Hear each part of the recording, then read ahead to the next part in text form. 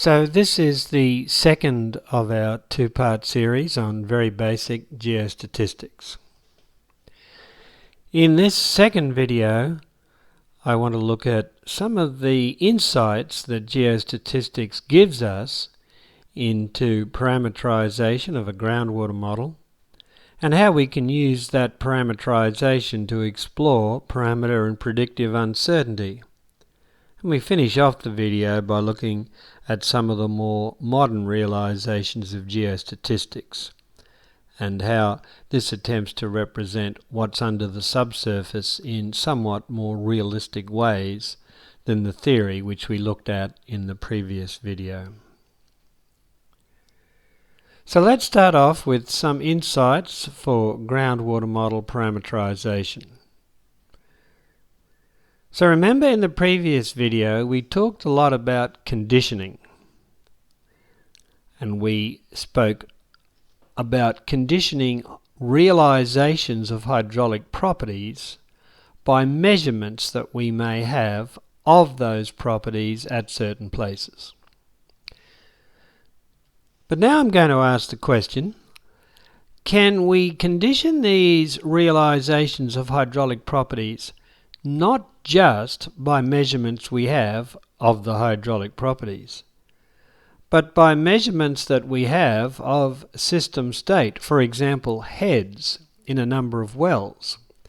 Can we condition hydraulic properties such that when they are run through a groundwater model, not only do these realizations respect the measurements that we've made of those properties, for example through some pump tests, but will they allow the model to reproduce the heads that we've measured in wells?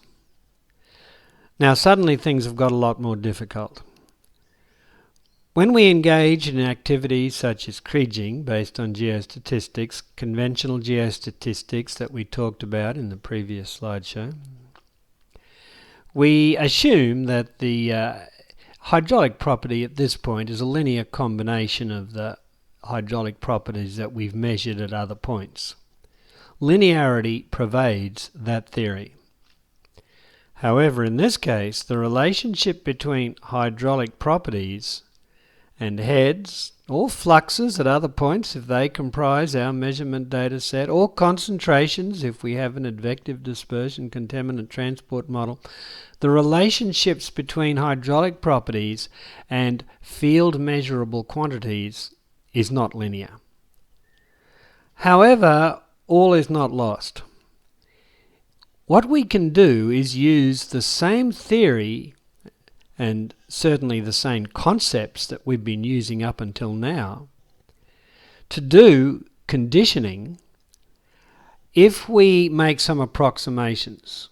We make a big approximation by saying that the relationship between model outputs that correspond to field measurements and parameter fields is linear. Now it's obviously not. Earth processes are far more complicated than that. However, by making this assumption a number of times, recalculating, reusing the conditioning equations that we spoke about in the last video on a model that is successively linearized based on parameter fields that are successively updated, we can, in an iterative fashion, allow model outputs to match field measurements by adjusting parameter fields, and when they do match field measurements, those parameter fields have been conditioned by those field measurements. So we can do it. And the way to do that, the way I'm going to discuss now, is through the methodology is that which is encapsulated in an iterative ensemble smoother. And you can do this by using PEST PPIES, that's a member of the PEST++ suite, downloadable from the USGS GitHub site on which this and other members of the PEST++ suite are available.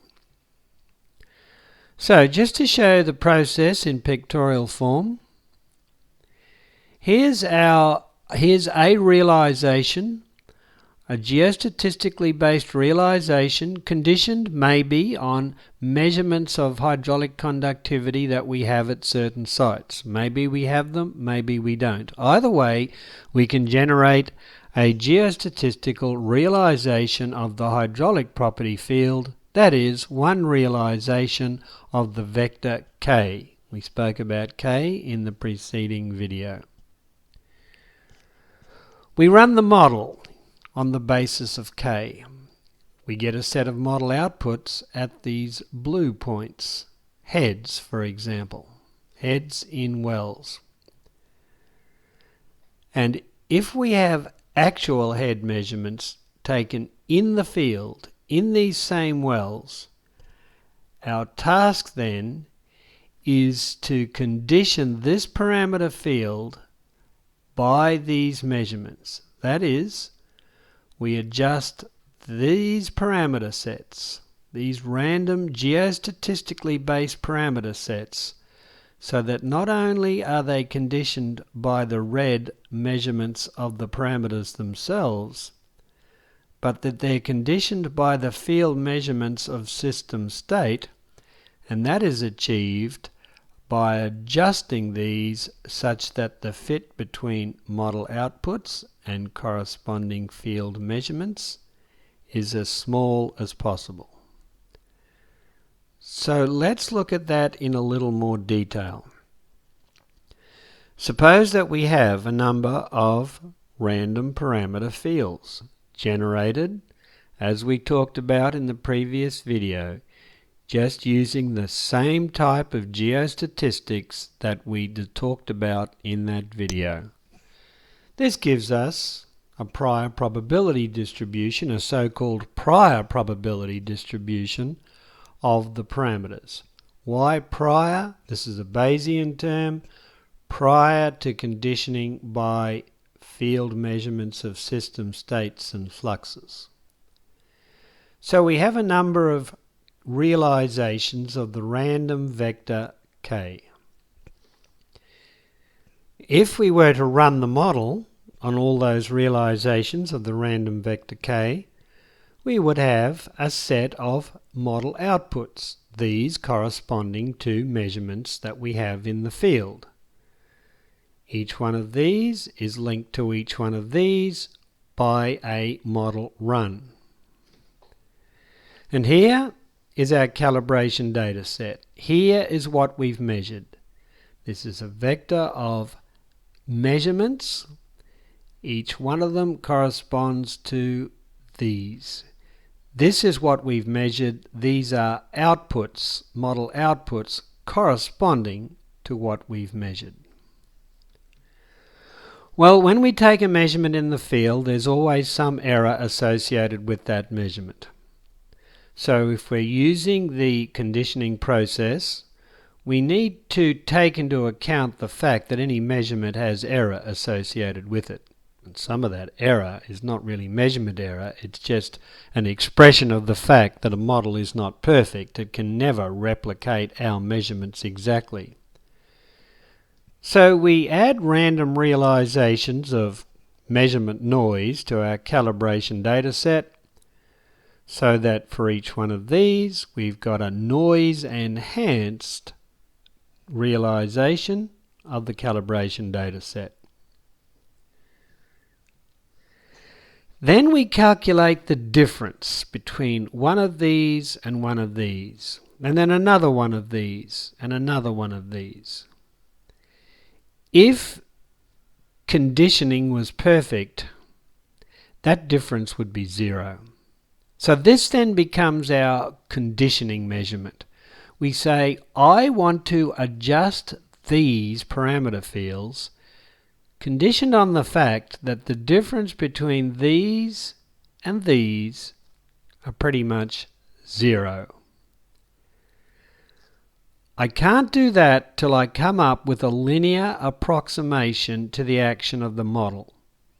That is, I want to express model outputs as a function of parameters that is encapsulated in a matrix.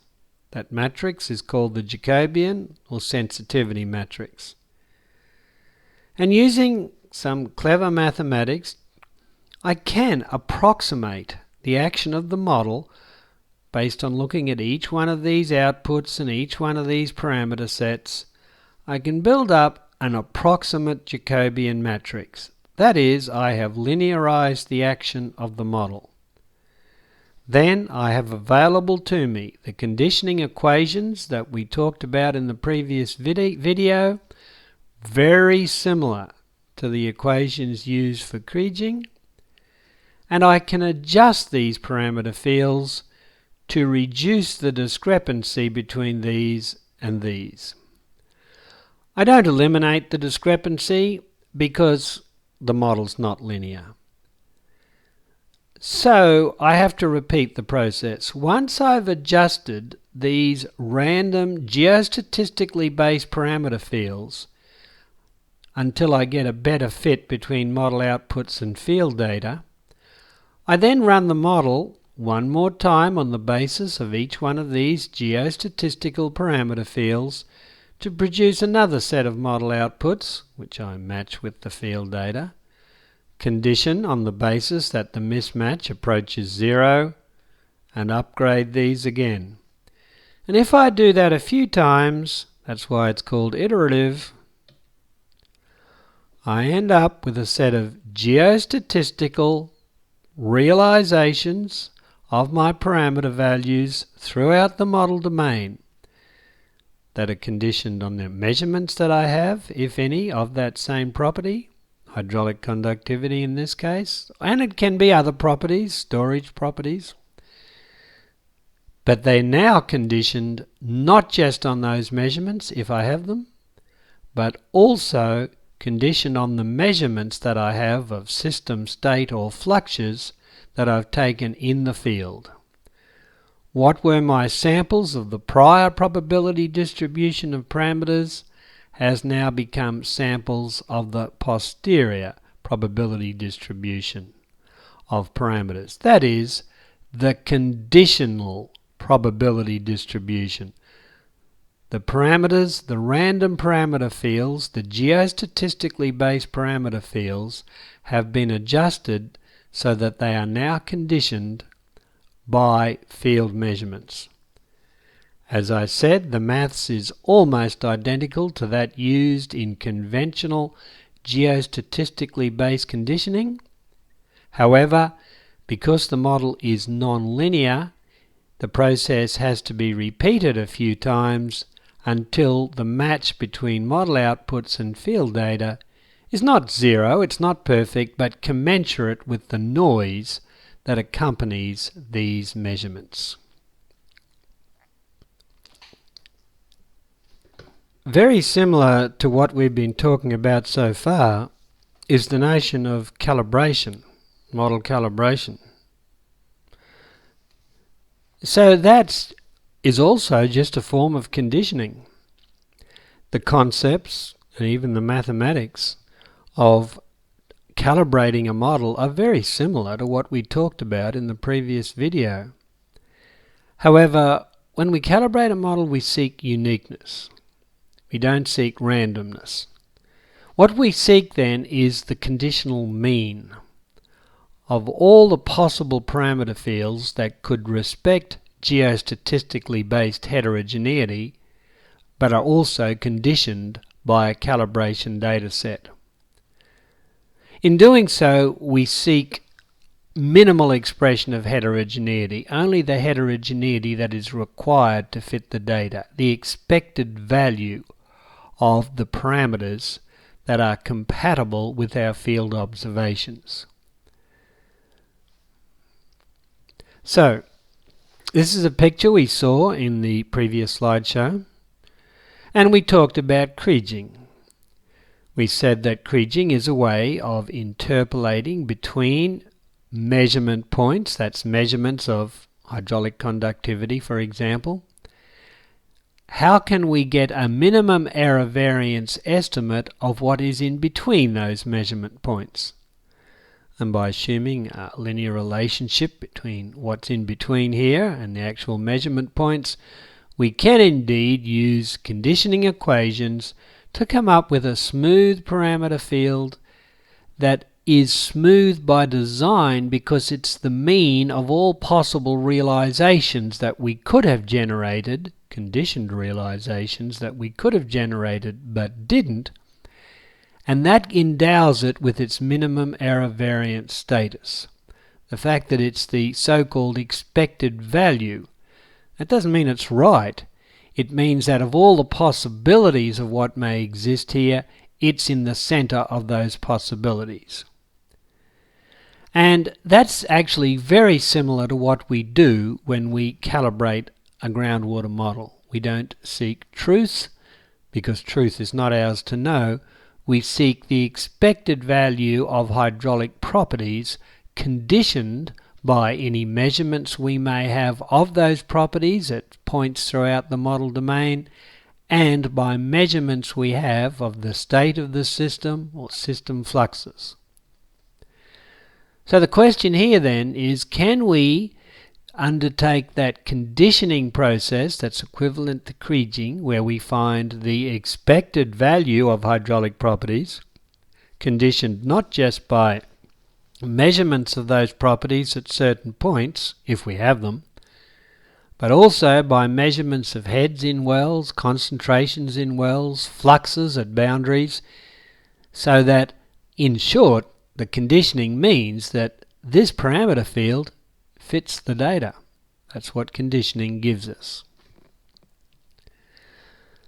Can we do that? Yes, we can. And once again, the concepts and the mathematics are very similar to what we've been talking about in the previous video, and indeed what we just spoke a moment ago about when we're talking about conditioning random parameter fields.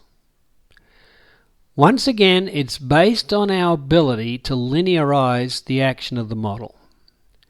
That is, we come up with a way of saying that model outputs, which correspond to field measurements, can be calculated from parameters using a linear relationship that's encapsulated in a matrix, the Jacobian matrix. Normally, however, when we calibrate, we go to a little more trouble to get a better Jacobian matrix than we do when we're conditioning random parameter fields using an iterative ensemble smoother. As a result, we get a parameter field that has a little bit better guarantee that it is indeed of minimized error variance, and the fits with the calibration data set are often a little bit better. That Jacobian matrix is often calculated using finite differences, or even by the model itself using sensitivity equation or adjoint methods. But still, what we're doing is the same thing as we've been talking about up to now in the previous video and this. We are conditioning. And by establishing a provisional linear relationship between parameters and model outputs, we can use the same concepts and equations as we've been using all the while up to now. And in doing that, we then end up with a parameter field that fits the data, that in this case head measurements that I have in a variety of wells spread throughout a model domain. The parameter field that I obtain, hopefully, if I do everything correctly, through this conditioning process, is the parameter field of minimized error variance. It's not the true parameter field. It's not meant to be the true parameter field. It's meant to be to represent the minimum amount of heterogeneity required to allow me to fit the calibration data set. When I calibrate, I seek uniqueness. And uniqueness is attained through seeking not a random realization of the heterogeneity that may exist under the ground that's compatible with the calibration data set. It's obtained by seeking the heterogeneity that must exist, the minimum amount of heterogeneity required to fit that data set. Minimum error variance solution to a conditioning problem obtained by seeking the expected value of the hydraulic properties throughout the model domain. Expected in the statistical sense, not because they're right, but because they're in the centre of what could be a very wide probability distribution of the parameters at any one point. So when we calibrate a model, we are doing the same things as we've been talking about up until now. We're conditioning, but in this case seeking uniqueness, in this case seeking the conditional mean of parameter values. And that word calibration, well, that's used in groundwater modelling culture, but it's not really used in conditioning. When by Bayesian mathematicians, they seek expected values, they seek the mean. Calibrate has a kind of connotations that don't really accord with the conditioning process, and probably conditioned is the better word to use than calibrated. Calibrated has this sense of reality that comes from its usage in other fields. When we calibrate, we condition, and we seek uniqueness by seeking the conditional mean of the hydraulic property field. So now let's shift our emphasis slightly from concepts to some implementation details. Again, drawing on some of the concepts that were outlined in the previous video. When we use PEST or PEST++ to condition parameters by history matching, we often have to choose a parameterisation device that can accommodate large numbers of parameters that are then adjusted through the conditioning process. Pilot points are often a suitable parameterisation device. These are discussed in other videos. Now, also discussed in other videos is the fact that PEST and PEST++ interact with a model through the model's own input and output files. That is, they have a non-intrusive interface with the model. The model itself is comprised of the simulator plus pre- and post-processors. The role of the preprocessor is, if we're using pilot points as a parameterisation device, the role of the preprocessor is to undertake interpolation from the pilot points to the model grid. So PEST or PEST++ assigns values to pilot points, then a preprocessor, PL-PROC being the one that's supplied with the PEST suite, undertakes the interpolation from the pilot points to the model grid. Now, PL-PROC provides a number of means through which that interpolation can take place. The one that's most commonly used, and probably the best, is kriging. Kriging is used for a number of reasons. One important reason is that it's so fast.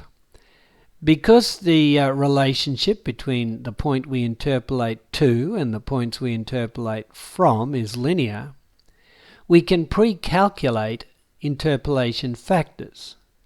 They can be stored in a file and reused again and again and again. These factors do not depend on the actual values assigned to the pilot points, the hydraulic conductivity or other property values that we assign to the pilot points.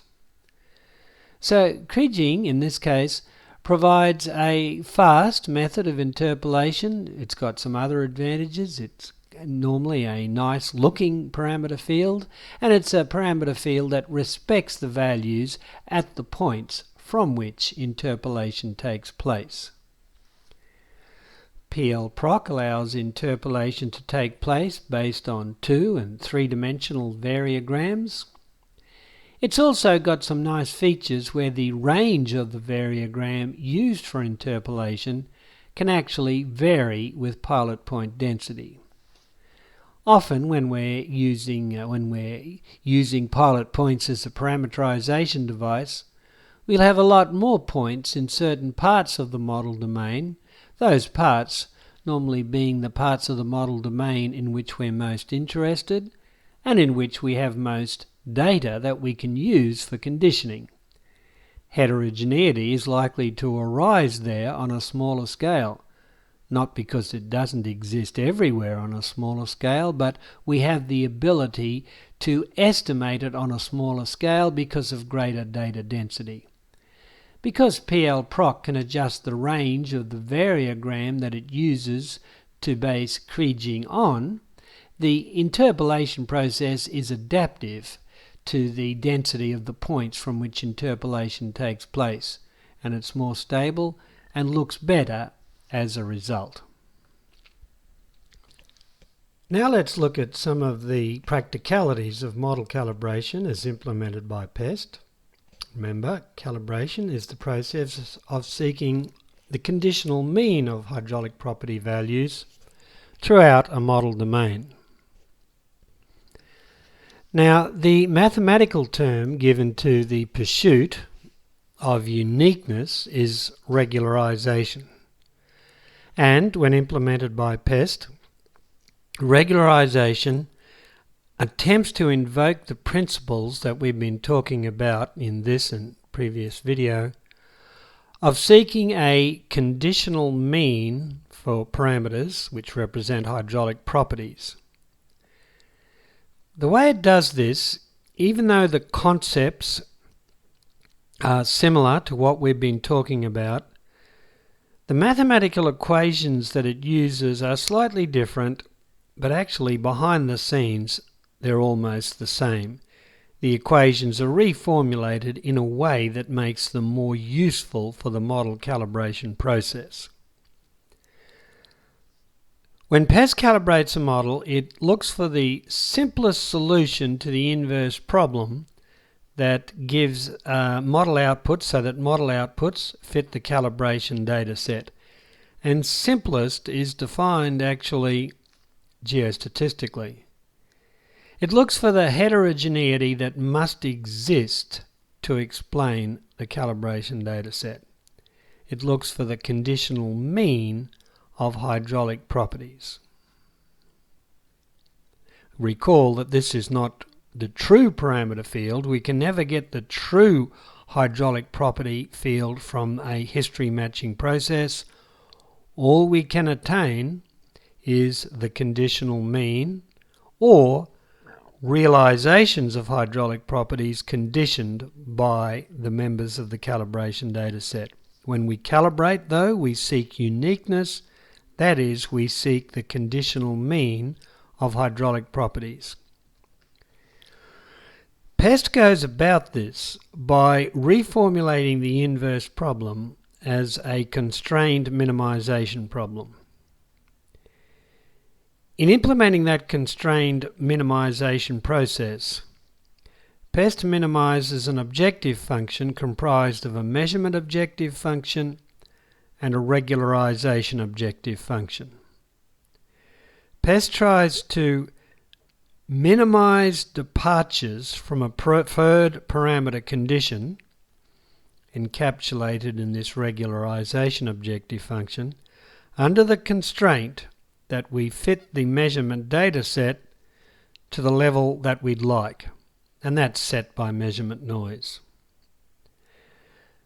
So this term here, the regularization objective function, expresses departures from a preferred parameter condition.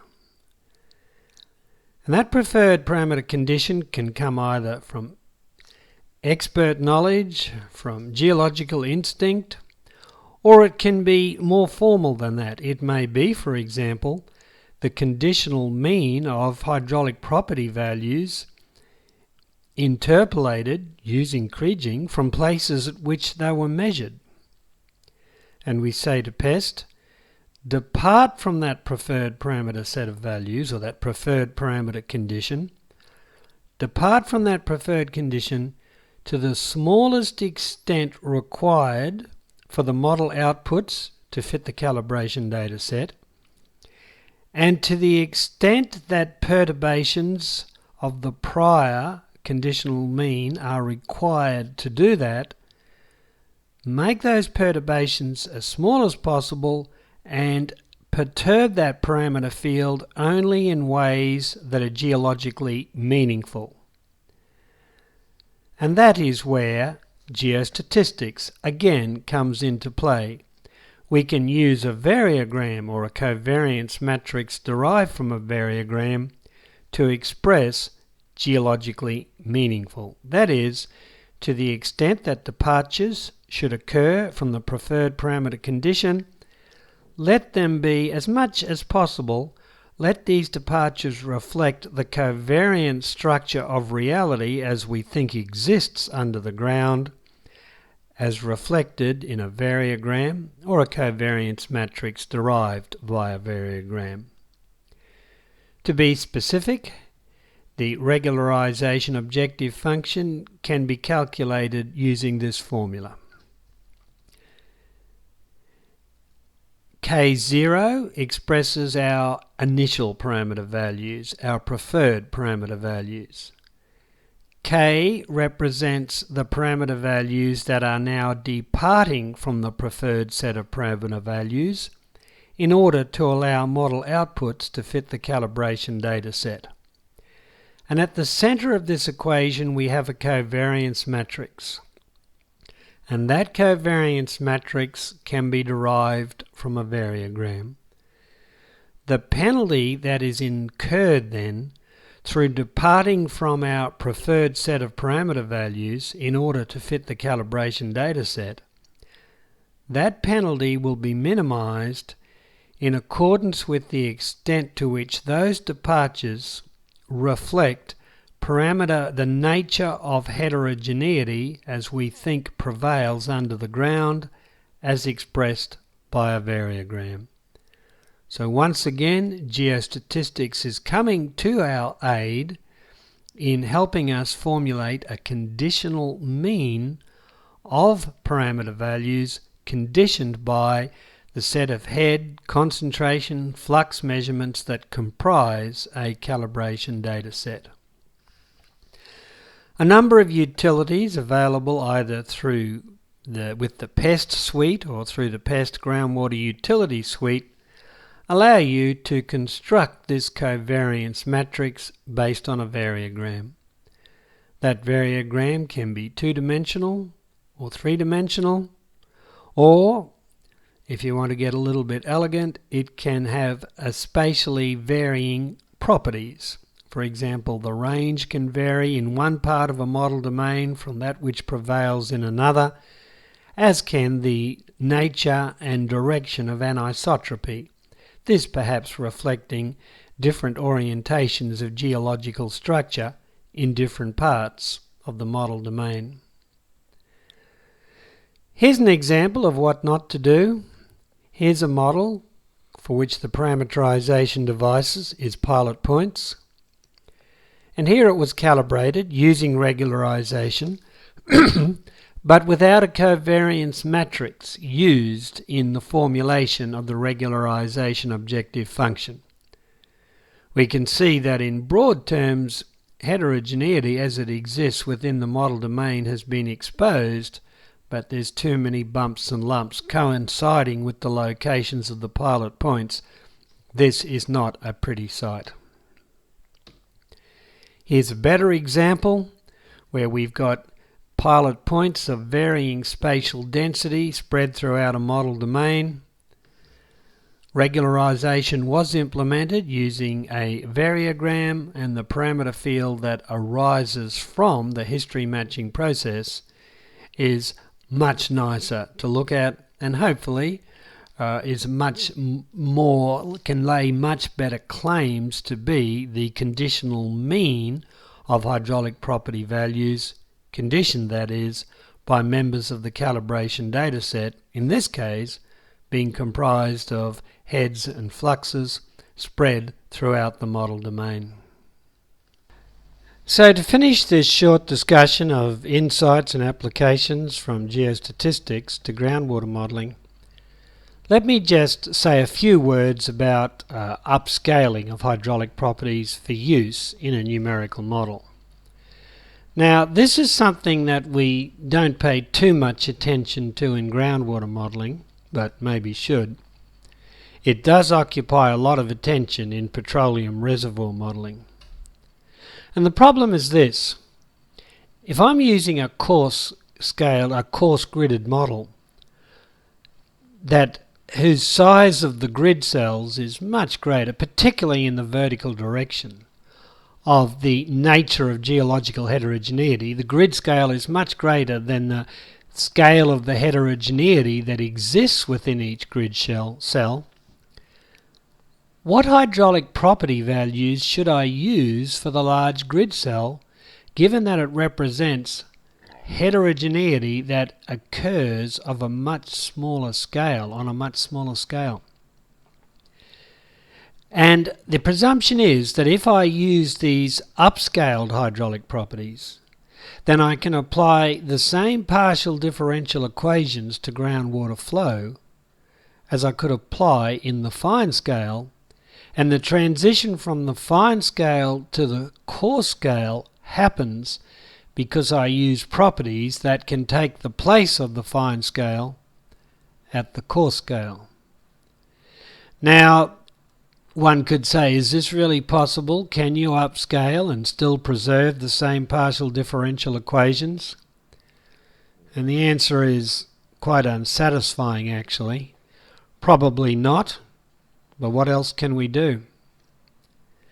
Now, there are a number of ways in which we can calculate hydraulic properties for use in a coarse gridded model. There are various averaging techniques for which we can use to accommodate flow in different directions. Arithmetic averaging, harmonic averaging, geometric averaging, other types of averaging, power averaging is sometimes used. But this whole process can be more formalized and made more exact through the use of so-called numerical permeameters. So suppose that this is a large grid cell of a coarse scale model. Or it may even encompass many grid cells of a large regional model, but where I'm using a coarse scaled parameterisation device such as pilot points. Suppose that this, though, represents one layer of the regional model, and that within that layer there is a large amount of lithological, geological heterogeneity. How can I determine the equivalent vertical hydraulic conductivity for use in the coarse-scaled model, and the equivalent horizontal hydraulic conductivity? Well, using the statistics that exists at the fine scale, informed and possibly conditioned by measurements of hydraulic properties at the fine scale, I can generate three-dimensional realizations of hydraulic properties. And then I can put them in a box model, model where I can impress a vertical gradient on this geostatistical realization, and a horizontal gradient on that geostatistical realization. In each case, I know the head on either side of the model. I can calculate the flux of water in and out of that model domain. And then I can calculate the average hydraulic conductivity that can represent that large volume in the regional model. Now, this has some advantages and disadvantages. It does have an exactness about it that doesn't happen if we just use simple averaging techniques. I can generate many different realizations of these fine-scale hydraulic properties, and in each case I can put them into the numerical permeameter, into the box model, and calculate an equivalent horizontal and vertical hydraulic conductivity. Thereby I can obtain the stochastic properties of the upscale parameter field. This can then help me do uncertainty analysis when I'm using the upscaled regional model. So this can be quite a powerful tool. Furthermore, I can use properties in this model that are not just multi-Gaussian. I can assume more complicated methods of representing lithological layering, for example, some of which we'll talk about shortly. So I can accommodate much more realistic representations of fine-scale geology, and by generating realizations, putting them into the box model, and calculating the equivalent average hydraulic conductivity, I have equipped the regional model, I have given it the properties it needs to represent hydraulic properties on the scale at which that regional model is used, but derived from knowledge that I've been able to gather at a smaller scale. Now, this whole thing can and has become very sophisticated, once again, particularly in the petroleum reservoir modelling industry. Often, these devices are used to calculate not just average hydraulic properties in each direction, average hydraulic conductivities in each direction, but three-dimensional tensors of hydraulic conductivity. And in fact, if we are going to work in an upscaled environment, three-dimensional tensors of hydraulic conductivity probably have more integrity than assuming that we can have a discrete hydraulic conductivity in each direction. But that's something we don't often do in groundwater modelling. Finally, I should say a few words about the problems with traditional geostatistics that we've been talking about, and point out some of the ways they've been improved over the years. These traditional geostatistics are sometimes referred to as two-point geostatistics. They get this name because they're built on the basis of a covariance structure in which the correlation between any 2 points depends only on the distance between the points. It doesn't depend on any of the properties of other points in the surrounding area.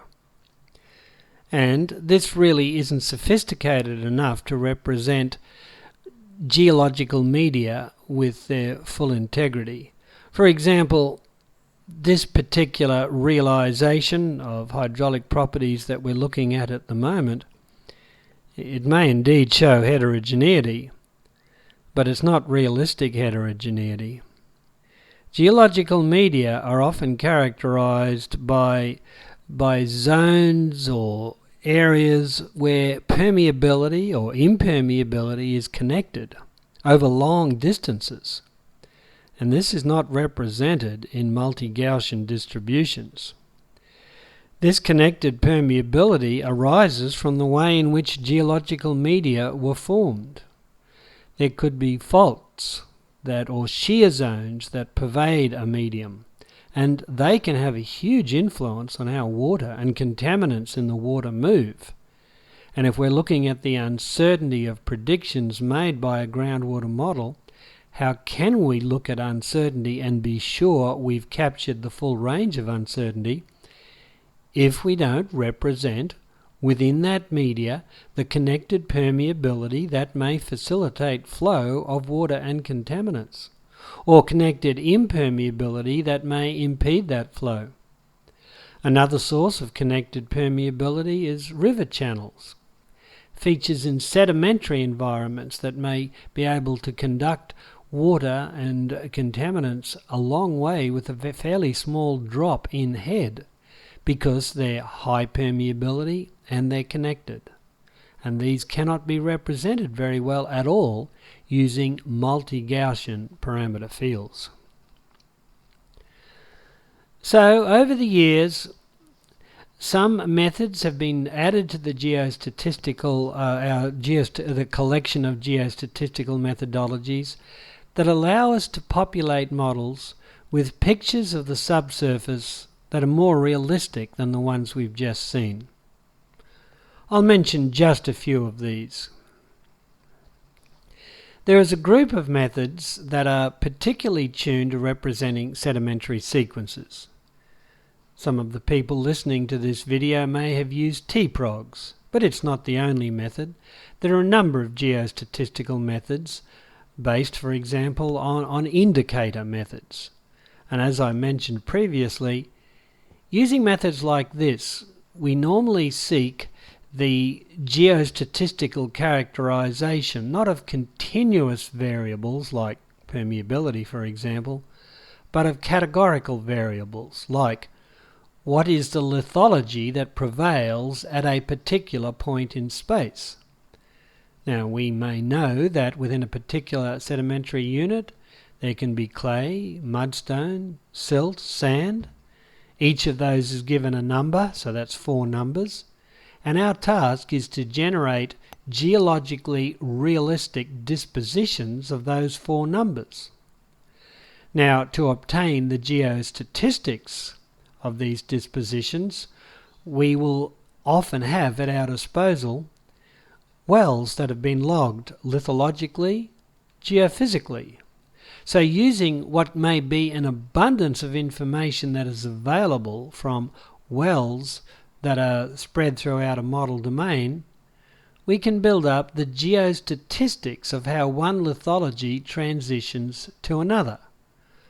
I can characterize, for example, that if I have clay at a certain point, then what's likely to be the lithology 1 metre below that point, 2 metres below that point, 3 metres below that point.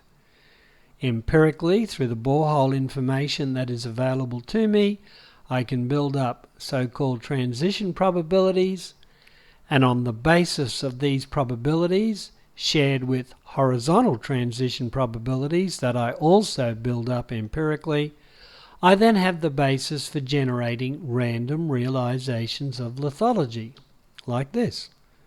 And I can populate a model with detailed representations, stochastic representations, of the lithologies that may prevail throughout that model domain. These can be conditioned by measurements that I may have in one or a number of wells spread throughout that domain. So each of the many different realizations of lithologies that I can generate can all respect what I've measured, what I've seen in the wells, in the boreholes that exist throughout that model domain. I can then populate a model with these realizations, run the model and look at the uncertainty of a prediction that I care about. All of you will be familiar with discrete fraction networks. The same principle holds. If flow of water tends to be along the fraction networks rather than the matrix, we can generate many different realizations of those fraction networks and look at the uncertainty of a prediction of movement of water or contaminant through that network. A different group of geostatistical methodologies is built around the idea of geobodies. Here I've used a program named AlluveSim, which allows me to generate many different realizations of the type of sedimentary sequences that may emerge from alluvial deposition environment. Channels can be meandering or straight, or anything in between. And I can represent, or AlluveSim can represent, 6 different lithologies that we find in these systems. This can be done stochastically so that I can generate many different realizations of alluvial architectures in different types of alluvial deposition environments. Something that is gaining increasing popularity over the last few years is so-called multiple point geostatistics. And the way that this works is like this. Somehow or other I've generated a quote-unquote realistic picture of the subsurface. Then I will say, and this can be 2-dimensional or 3-dimensional. Then I can say to a program which allows me to do multiple point geostatistics, of which SGEMS is one, But there are others that can be quite sophisticated in their implementations of multiple point geostats. I can say to SGEMs or whatever, look at this picture, now give me another 100 or another 1,000 pictures that have the same character. And, by the way, make sure that you respect the lithologies that I've observed at the locations at which boreholes exist. And then I can populate these categorical realizations that SGEM generates with continuous stochastic realizations of hydraulic conductivity, with the geostatistics possibly different within each of the different lithologies that prevail within the model domain.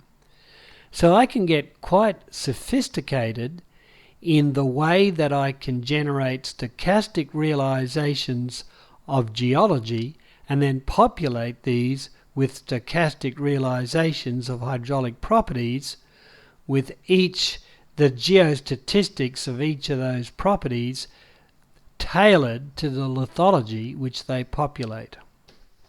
Let me just say a few words about the way that multiple point geostatistics operates.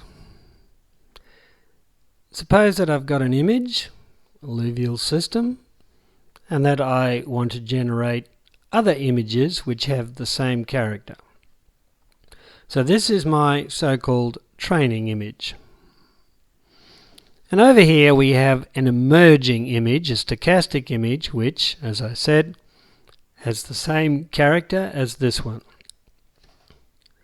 Suppose that we are at the stage in filling this training image where we have 6 points. Let's say that the blue is clay and that the red is sand. We've got 6 points already populated, and now we're asking ourselves, what is in the 7th point?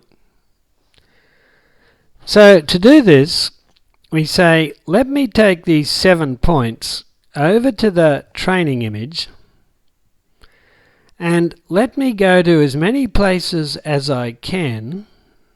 So here's our 6 points that have already been populated, and the question is, what happens at the 7th? So I take those 7 points to the training image and find any place where I have this same disposition of lithologies in the 6 points that have already been populated. And I ask, what happens at the 7th? Over here is another place where we have the same points in the same disposition, where we've got the same values in these 6 already populated cells, and we say, what's in the 7th? And by finding as many points as I can where the same pattern exists in the already populated 6 points, I can build up an empirical probability distribution based on what I found at all those locations of what might be at the 7th point. Once I've got that empirical probability distribution, I generate a random number sampling from that distribution, and accordingly I populate that 7th point. Now I've got 7 points, and I repeat the process, filling other points within this emerging stochastic training image until I have a new image with the same character as the first image. So after that brief scan of modern geostatistical methods, we can say that we can indeed populate groundwater models with pictures that look very much like the real thing as far as geology is concerned. Well, up to a point. Nothing looks like the real thing. The real thing is a lot more complicated than we can represent in a computer and will be upscaled. So it's never going to be anything like perfection, what geostatistics gives us. However, we can represent the all-important connected permeability in a semi-realistic way. Hence, when we populate a model, a groundwater model, with parameter fields generated on the basis of these modern geostatistical methods, they can be conditioned by information that I have available in boreholes and the hydraulic properties that I may have measured at certain points. And though I will have many different realizations of connected permeability, if that's the thing that contributes most to predictive uncertainty, that means my representation of the uncertainty of predictions I care about will have integrity. So this is all good. But what I can't do at the moment with present technology is condition those parameter fields with members of a calibration data set. That is, with heads, concentrations, fluxes that I may have measured in the past at the site of which is the subject of my model. It can be done up to a point, but the methods we have at our disposal at the moment are quite slow and extremely numerically intensive. So at the moment, we certainly have some powerful geostatistical tools which can represent the all-important connected permeability that may contribute most to the uncertainties of predictions that we care about. Conditioning those realizations by borehole measurements of lithology and hydraulic properties isn't a problem. Conditioning them with historical measurements of system states, fluxes and concentrations is a problem. The technology isn't quite there yet. And that brings us to the end of this brief overview of geostatistics, how it can be used in groundwater modelling, how we can learn from geostatistics what history matching can and can't do, and some of the more modern methods available from geostatistics that we can use to populate a groundwater model to explore the prior probability distributions of predictions of management interest, but not quite yet the posterior probability distributions of those same predictions. Thanks.